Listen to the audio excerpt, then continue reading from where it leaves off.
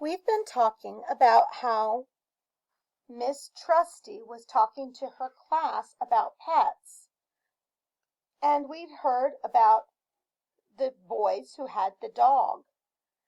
Now Lynn and Lee raised their hands. "We have pets," they said. "In fact, we have two of them. Our pets like to eat fish, they like to scratch on a scratching post, and they can purr and say meow. Can you guess what we have?" Can you guess what they have and what they said next? If you said, "We have cats," you're right. So I'm going to write "we have cats" on my paper. So I'm going to start and I'm going to write the "we" first, which is one of our sight words, we.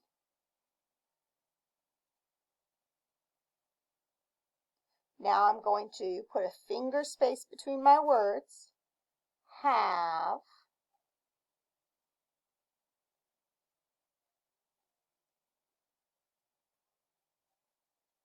And another finger space, cats.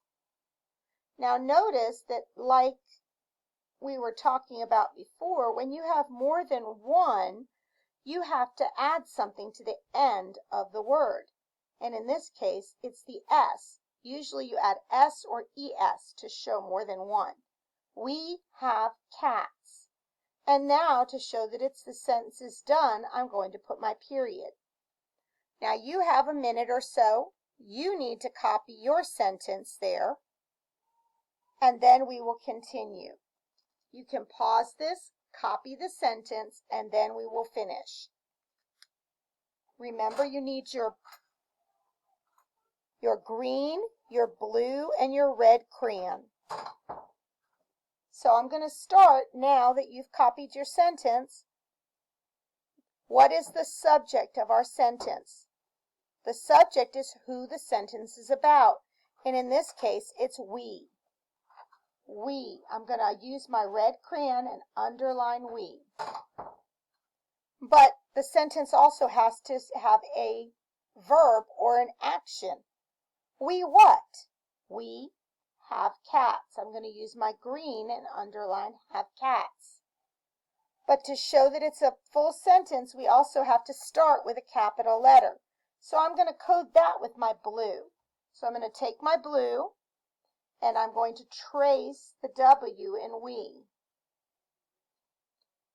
And the last thing that it needs is to make sure that our sentence has a period or ending punctuation. So I'm going to trace that with my blue. So now I know I have a full sentence. I have a who, did what, capital letter, period, and spaces between my words so it's easy to read. We have cats. Now you have this on your paper too.